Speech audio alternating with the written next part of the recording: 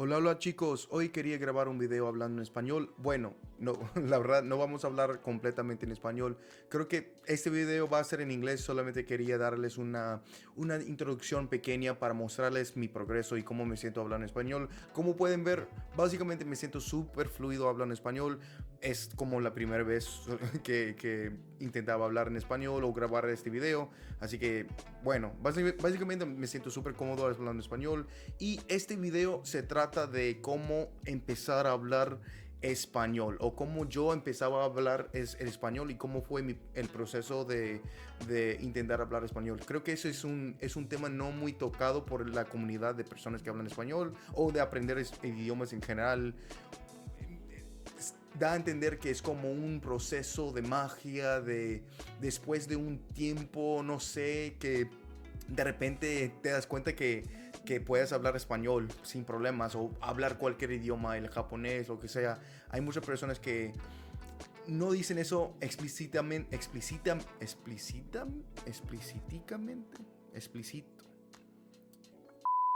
Ay, no, en serio.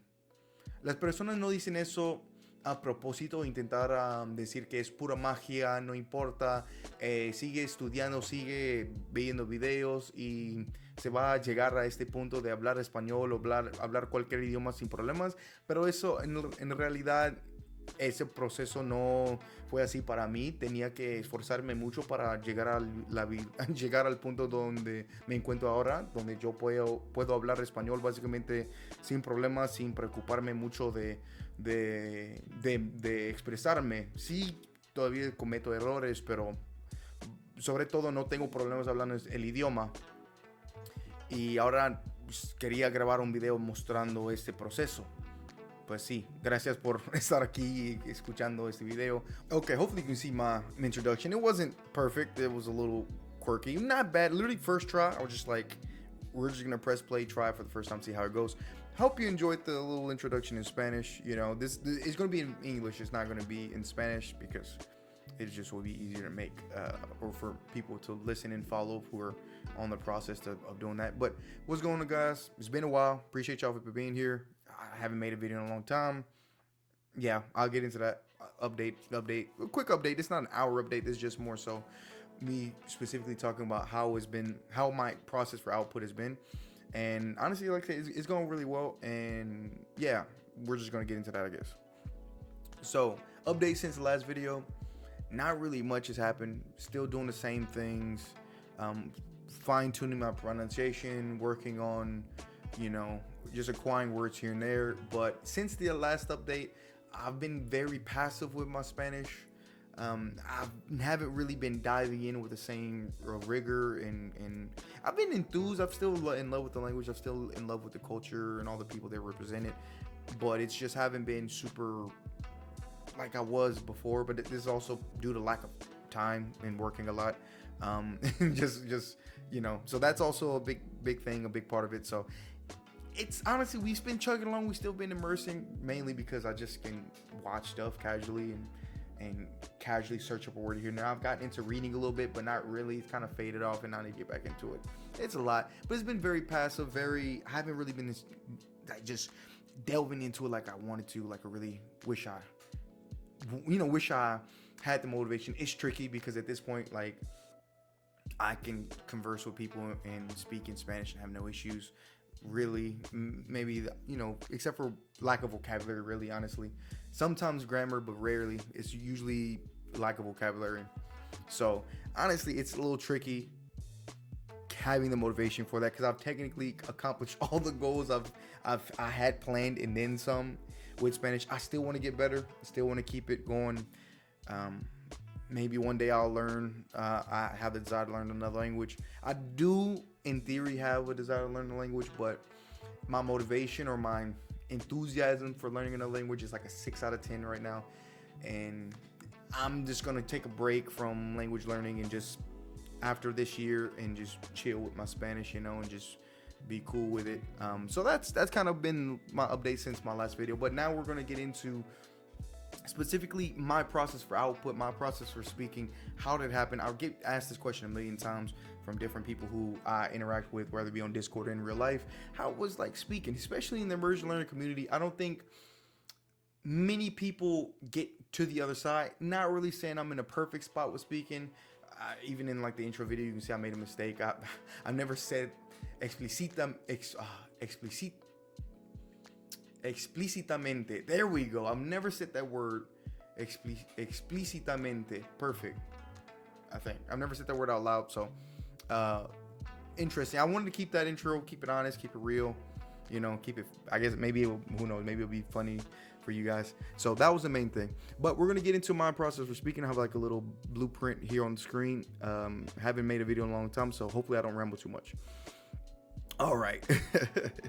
So for me, we're gonna do a quick outline of how I started my process for outputting. For y'all who don't know, I kept track of my hours, make update videos on this channel every 100 hours and then some about my process and keeping track of every hour I spent immersing specifically in the Spanish language. I started really outputting at 500 hours. I only put about 25 hours into output. My plan was just to knock off a little bit of the rust. I was running into a lot of situations where I needed to communicate with Spanish speakers and I could understand them, the vague gist of what they were saying. I just couldn't communicate. So I just wanted to knock off some rust, knock out, like I said, I did like a 25 hours of italki lessons, and then I shut back up just to, because it was sufficient enough to communicate with someone who didn't speak English, but it could understand, because most people here that I run into can understand English. After that, I kind of shut up and just kept immersing. And then once I had got past 1,000 hours, 1,100 hours more specifically, I really wanted to get on the bandwagon of output. Not really the bandwagon, I don't know if I said bandwagon, but I really wanted to like go real gung-ho with outputting and just knock out the hours for my 1,200 hour video and then eventually my 1,500 hour video. So at the point of my 1,200 hour video, I knocked out about maybe 50 more hours. So I was closer maybe to like 75, 76 hours of output in my 1,200 hour video. And then by my 1,500 hour video, I had knocked out, I was doing like an hour a day. And I got to 150 hours in my 15 of conversation practice. Now this isn't just me speaking, this is a conversation. So really cut that in half and it's like speaking to me, speaking to them kind of thing. So 150 hours total conversations, 74, 75 hours, whatever. I don't know, whatever the math is for just me specifically speaking, but you can't track any of that. It gets too hard to track any of that. So at that point, it didn't really matter. At this point, I have no idea how many hours I'm at. I'm assuming upper, almost to 2,000 or upper, whatever. I don't know. No idea. Haven't tracked. Have a huge weight off my shoulders and I'm not tracking anymore. I love the fact that I tracked. I don't regret a thing, but holy crap. Once I got to the 1,200 hour video, tracking after that point was like very draining, very tedious, because it's like at this point you already know what the process is like. Tracking didn't really add much to my life. I already knew, I was already in the habits, already had everything dialed in terms of my process and what I was going to learn. So for me, tracking didn't make too much sense after the 1,200 hour video, but I stuck to it so I can hit the 1,500, make a cool video, make a nice video, kind of rounding out the journey, so to speak, even though we were still far from done, but you get the point. So I want to outline for me, or generally people's experiences with speaking. And from my experience, people find speaking very difficult. I would say in the general spectrum of learners and of using from various methods, everyone kind of agrees that speaking is typically one of the most difficult things about speaking a language. In my case, now I can't speak about people that are like learning to speak with like Chinese or Japanese, especially when you get into tones. Maybe Japanese less so because it doesn't have tones, but specifically, or maybe Russian, where you have very, very dense, viscous grammar that you have to like trudge through. Maybe in those cases it'll be a bit more difficult. I don't know. I've only learned Spanish and Esperanto through immersion, so they're fairly close to English. I don't know, maybe, for more difficult languages that their experience will be different. But for me, speaking isn't a very difficult process. It's not very difficult. I feel like if you have enough immersion behind you, speaking is the quickest, fastest process, not painless, but fastest process to get to a point where, in terms of improvement, in terms of how quickly you progress, speaking is by far the quickest ability that it's, to progress once you already have the hours behind you, or the experience and the contact with the language. If you don't have that, then it's just as slow as everything else, probably even slower, because it's directly dependent on what you already know in order to progress. But for me, speaking is one of the most easiest things, but for everyone else, it's like one of the most difficult things. And I think a big part of the reason why speaking is so difficult is because it adds a lot of mental barriers, not physical barriers in the sense that you can't like an alphabet, a different alphabet will be a physical barrier, right? But in speaking, it's more so mental things, anxiety, social pressures, self-esteem, that kind of thing. Just, fear of perfection or making mistakes and perfectionism, that kind of thing. So it's more mental things because it's the first time you're really putting yourself out there. When you're understanding something, you're not really putting yourself out there. It's like showing you this is what I can make. So that result, in my opinion, that's why speaking is a very difficult thing. People they say I can understand, but I can't speak. Puedo entender lo que me estás diciendo, pero no puedo hablar. Like that's something that's very commonly said amongst learners for whatever language. And I think a big part of that is because people have fear, have anxiety speaking, and as a result they don't speak very much. Because they don't speak very much, whenever they do manage to speak, they realize how bad they are. It makes them feel worse, and so they speak less, and it's kind of like a vicious cycle, But at the end of the day, speaking is pure hours. Put in these amount of hours, this kind of vaguely fixed amount of hours that's different for everybody depending on their aptitudes and their deficits. And after that, amount of time, you'll have a great level in the language. You just need to put in like physical hours, and it's hard because it's hard to coordinate. You need a partner, things like that need to be around the same level. Your comprehension need to be right. It's finicky for reasons outside of pure hours put in. If in theory you put in these hours with a partner, and you get rid of all of the mental hangups, then it's actually a pretty quick and linear process. Every time I started to speak, every session I had of speaking, I felt much better, noticeably better than the last time I spoke for like at least 100 hours straight. Just every time I felt way better, way smoother, way confident. Like you don't get those kind of gains with listening. Well, listening is a grind. It's like watching grass grow, reading is like watching grass grow at times. You know what I mean? Like you don't get those type of gains in anywhere else other than, reading, other than speaking. So for me, it's a very easy thing, if you have the immersion, the hours behind you. If you don't, if you're starting from scratch, trying to speak, obviously, right? In my opinion, you can only speak on what you know.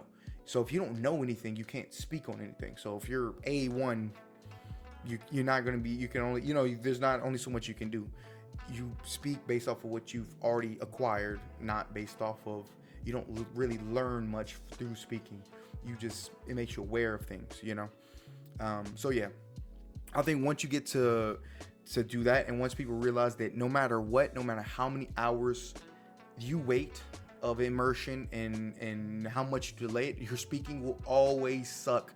I think a lot of people, especially like the early age adders and things like that, gave off this impression like, oh, I went 3 years without speaking Japanese, and then I started speaking, and it wasn't perfect, but I was fluent.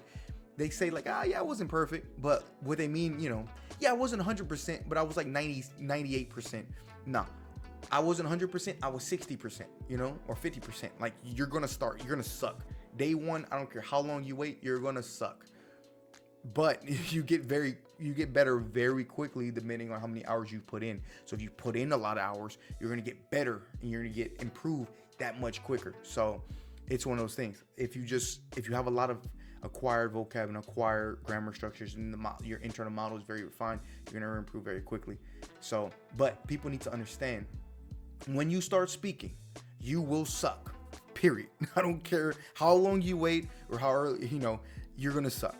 Now, the people who start earlier suck for a bit longer than the people who start later. That is definitely a thing in terms of how many hours you got to put in, If you start at A1 and you start speaking every single day, generally the default thing is 150 hours of speaking practice when you're stage 3 will get you to very comfortable fluent. Stage 3 is, for Spanish speakers, is like like 1,000 to 1,500 hours, somewhere in that range is like stage 3. Generally speaking, when you're in stage 3, 150 hours, give or take, is how long it takes you to get kind of comfortable. If you start at 100 hours, or like you start from zero speaking every single day, it will take you a lot longer than 150 hours. This is assuming you have an internal model and everything like that. Like, your gains are very quickly. If you already know the language, you just need to react or activate a lot of the vocab and things like that. So yeah, I think that is the reason why people tend to find speaking difficult. And for me, I kind of understood that I was going to suck, kind of learned to accept it and wear it as a badge of honor, and then tried to my best to mitigate all those mental habits. Especially I picked up the fear of output, just due to not speaking the language long enough. That can also be an issue, developing a fearing or speaking anxiety and things like that. That's something we really need to work on as a community, and ensure that that isn't something that people should be nervous about. It's kind of unhealthy. I mean, it's kind of inevitable due to human nature and stuff, but it's something I think we should definitely work on. I think something else that people should definitely keep in mind too as well is speaking is a very physical activity.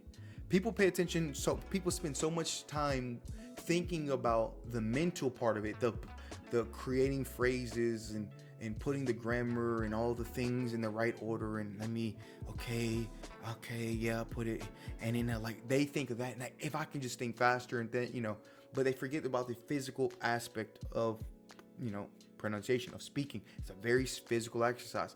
It's the equivalent of like learning how to play, learning the strategy and the maneuvers behind basketball without actually playing basketball or soccer or football, whatever. Like, imagine if you just studied the game, whatever sport, pick it, without actually ever playing it, And then, so no matter how much you study it, when you first start to play it, you will suck. Period. Like, until you get those physical movements, the muscle memory down, you will suck. It's the same thing with speaking. People don't really treat the physical side of speaking or with enough seriousness, They just kind of figure it'll get there at some point. But if you, and I'm not saying you got to be super gung-ho about it, but I mean, I'm for example, am just because I enjoy it, but something is simple, and it doesn't take hours and hours in a room speaking to yourself. It literally takes 5-10 minutes a day, probably 5 minutes, honestly, getting your mouth used to saying these sounds and moving your mouth in the position which you've never done or moved in this way in your life. This is something very important. People, I get it, some people don't care about their accents, or a lot of people don't care about their accents, but it's not really about the accent. It's the comfort. It's not feeling stuck when you speak, like not feeling awkward, like working out those little bumps when in speaking with more familiarity. Like, if there's a phrase you struggle with, isolate that phrase, say it, isolate it, pronounce it, and repeat it, on loop in various parts to make sure you got each one more comfortable. If there's something you're still, for some reason, after a lot of loops, you can't figure that part out, then isolate that pronunciation and improve that pronunciation of that specific part to make it more comfortable. Like, it's you breaking down the same thing what you would do in a sport or esports or any kind of activity. You isolate, refine, put it back into context, and try to execute it within like a game or a situation. Same kind of thing. So people just need to, I think when you start to speak, the physical process of speaking is also very important. The physical part of training your mouth to speak comfortably. When someone's speaking Spanish or whatever language, being able to speak the language quickly, not intentionally trying to be quickly, but just as quick as your mind thinks, is a very important skill. It's not something that you need to do all the time. It's just something that helps to be able to do, I think that's something that's very important. Just be able to talk normal, like how I'm doing in English. Like, get to the point where your mouth can follow your pronunciation, or your mouth can follow your mind. I think that's a very important thing, getting to a point where your mouth can follow your mind. So yeah. Also, so now getting into, so yeah, that's basically rounding out that. Now I'm going to get into, when it comes to speaking, where, in my opinion, this might be controversial, but in my opinion, input is not enough when it comes to speaking well, right? I think this ties into the other point as well, but I think there's a lot of people in the community, they may not know it, or I don't know, but they just think that it'll work itself out, and or like, you know, oh, as long as I get enough input, eventually I'll just be able to speak and it'll be fine. I don't have to do any extra thing. I don't have to practice a little, my pronunciation. I don't have to read out loud, in the book. I don't have to do any of that. I don't have to listen to see how it's pronounced. Like, eventually you'll just acquire all the sounds of the language through input, and then eventually it'll just work itself out. And it's just like, that's not the case. It requires a more active component in that. Especially when it comes to comprehension, one thing that I realize is that our minds are lazy / efficient, depending on, it doesn't really matter to me, but depending on how you want to, what connotation you want to add on to it. But when it comes to comprehension, we will take shortcuts in comprehension. For example, if there's two words in a language and they mean the same thing with a slightly different nuance. There you go.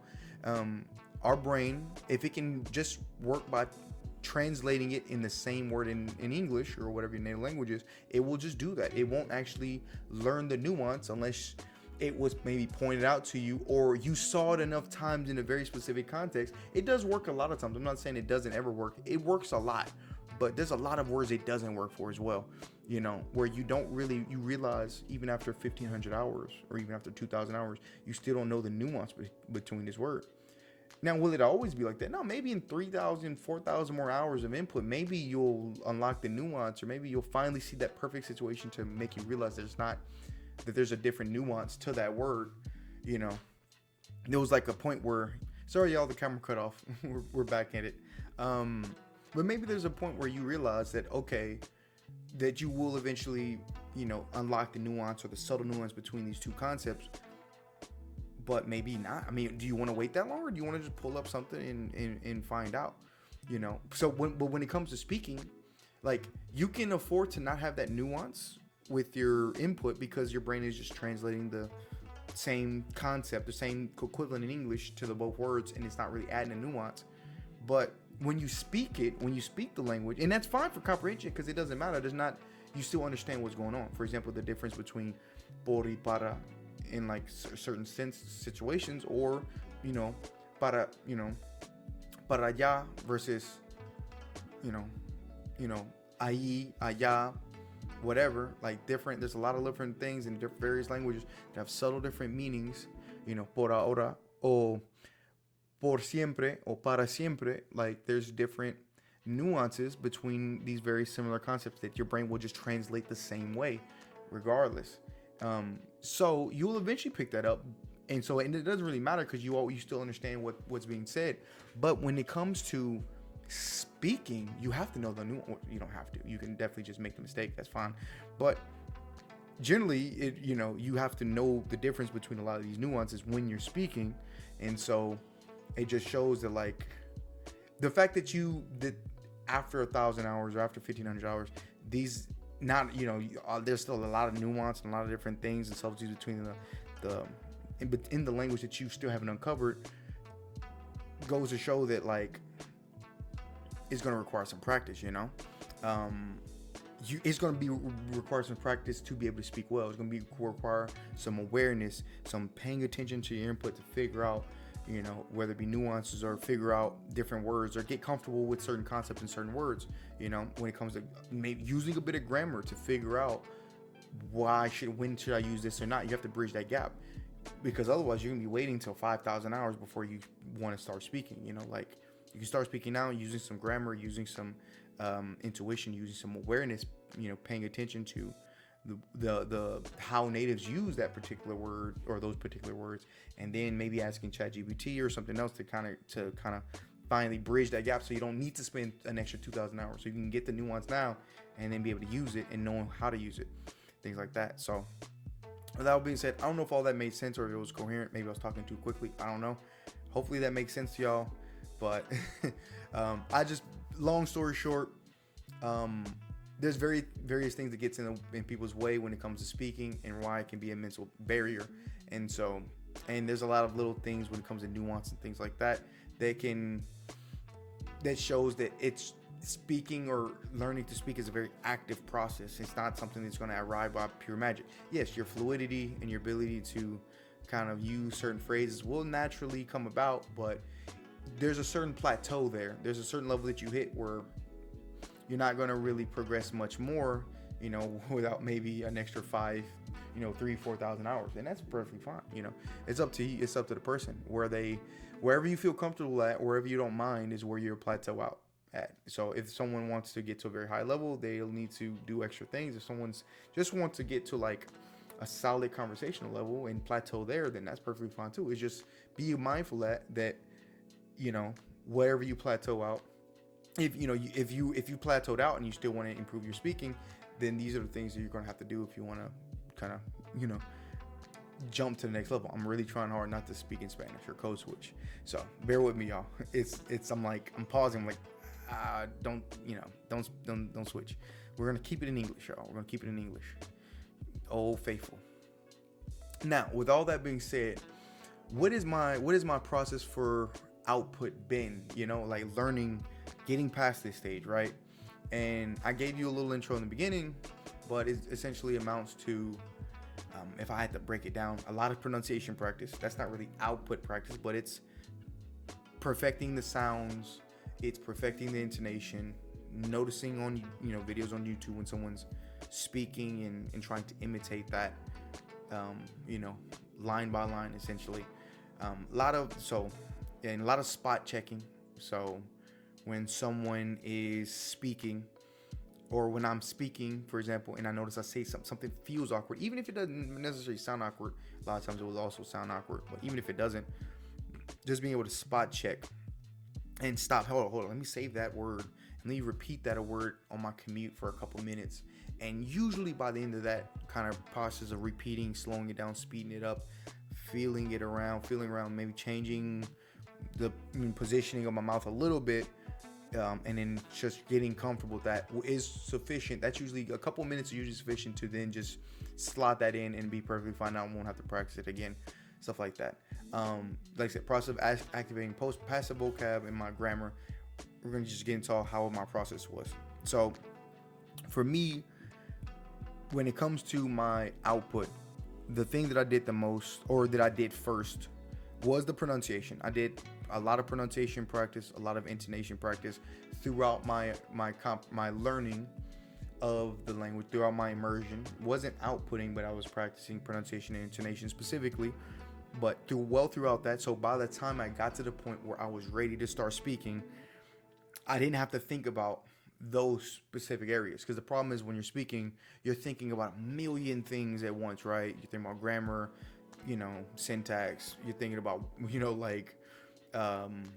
vocabulary, you're thinking about the actual conversation, like what the topic of the conversation and things like that is. You're also thinking about pronunciation, and you're thinking about a lot of things all at once, and so I wanted to minimize as many, or cut out as many things from that equation as possible when it came time for me to speak. One of those, like I said, was a lot of pronunciation practice and intonation, so I didn't have to think about those things. They just came out naturally, and then I can worry about the other things when it comes to output. So I did a lot of that, and then once I got to the point where I was ready to output for real after 1,000, but you can even throw the 500 hours in at this point, was I wanted to get my automaticity up. Not necessarily my accuracy. I didn't care about accuracy, not at the moment. That was a later stage. I just want to get to the point where I can speak quickly, confidently, fluidly, chock full of errors. That's fine. So that's where the 25 hours of Italki plus the extra 30 hours of Italki went into, and then the extra 100 hours of Discord, whatever. I was more specifically focused. I would say the first 75 hours of output was specifically for getting myself to the point where I can speak fluidly. Like I said, chock full of errors and mistakes at every turn, basically almost every phrase, but that's fine. After that point, and while I'm doing this, these stages aren't concrete. They kind of are blurry. It's like the general theme, and then there's mixed with little things. So I'm also still working on my pronunciation all throughout this, specifically isolating things, specifically repeating things, chorusing, things like that. Working on my pronunciation, making sure I got it nailed down. well throughout this whole process as well. That was been a constant was my pronunciation. Not obsessively, people. I don't know if people think I'm working on pronunciation for hours and hours and hours a day. It's usually amounts to be maybe 5 minutes a day of in my commute of just practicing a few words that I have saved in my mind. I'm like, oh, that I struggle pronouncing, something like that. It's very passive, you know. Maybe when I'm reading out loud, or I'm like looking for natives to correct me in certain areas, or but those are like maybe 20-minute, 30-minute sessions here and there. For the most part, it's been just training my ear to hear it, and then once I can hear myself, then I can just correct myself and just spot check like that, and it becomes really easy once you have a good ear for it. So that's been a big part. But once I got to the point where my automaticity, my ability to flow with the language, was to a very good level, or very comfortable, then I transitioned into accuracy and improving, turning my active vocabulary to passive, or my vice versa, my passive vocabulary to active. So I then worked on getting my active vocabulary up by awareness. Funny enough, not really, anytime I'm speaking, I would Google the word. Reading honestly helped a ton in this. Also, in trying to intentionally use words that I didn't know, like I'll Google up a word, oh, that's right, and then try to use it into a sentence. Also, being aware of certain words, like I know there was certain structures that I tended to fall into, where I would just use them over and over, and I would never really stretch outside of that. One example is like the word like tampoco. Like I'd rarely use tampoco. Like yo tampoco. I wouldn't say that. Yeah, yo no. I would say like yo no, or like, yeah, like yo no lo tengo. Like I would say something like that. No lo tengo, versus like no lo tengo. But then I would, presta mucha atención. I gotta try to not speak in Spanish. It's really hard because I'm whatever. But I would try to pay a lot of attention to every time I heard someone use the word like tampoco, and then I would, over time, I would like, he said tampoco. I wouldn't take anything from it. I wouldn't even like save it or write anything down. No, literally just be like, he said tampoco. I'm listening to a podcast, he tampoco. Mentally, that's kind of what I would do. Signal it out, point it out. And over time, you kind of, as you pay attention to it, you kind of subconsciously like almost acquire it or make it like aware. And so then when I'm speaking in a normal conversation, my first instinct was like, no lo tengo. And then I'll be like, oh no, I'm supposed to say tampoco. And then I'll restate it saying yo tampoco, say something like that, or something, I would do a lot of that. I would notice, but I would work on activating my passive vocabulary, and as also work on acquiring grammar. And I think honestly, when you get to this point, the output stage, grammar is like very, very useful. I know we tend to shy away from grammar, but I think honestly at this point, in the beginning, when you don't know much, grammar is not very useful outside of the basics. Intermediate, it's not particularly useful. But once you get to like advanced stages, the grammar and correcting your accuracy, it's so easy. Like especially if you have something like ChatGPT where they can turn into layman's terms where you're not using a whole bunch of jargon, and you kind of have an internal model, a really well refined internal model of language where you don't really have to work too hard. Give me the example in layman's terms and give me the grammar point in layman's terms and give me a few examples of how it works. And then boom, it's like locked in your mind, and now you can use it, as opposed to when you're a beginner and you're still confused and you don't really understand because you are confused about 3 or 4 other topics in the language and you don't really understand. But for me, grammar is like super important. Like it's super easy, super important, super useful at this point, at the more advanced or the latter stages of the language, learning process. So utilizing things like that, taking things in processes, that's kind of what I did. Like I said, I worked through those kind of different phases and got to the point where like, all right. And even then, I was still making pronunciation discoveries late into my output. I was going to say career, like that didn't make sense.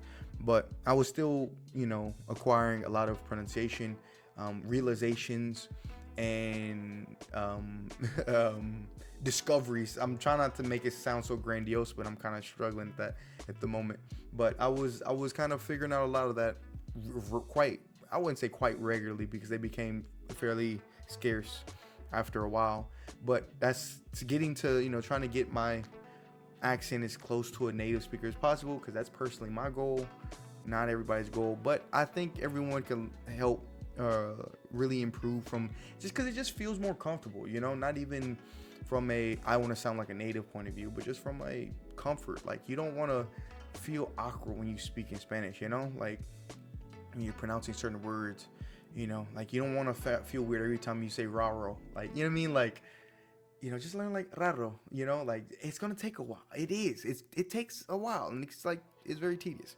I should probably make a pronunciation guide specifically, but I think not when you every time you speak Spanish it feels super awkward, or feel not really awkward for like in this conversation, but just to pronounce or to say. Because anytime I notice I struggled with a pronunciation thing, it just felt awkward every time I had to say the word, like that word again. I gotta say it because we're in a conversation. But it's one of those things where I think it's personally it works for me.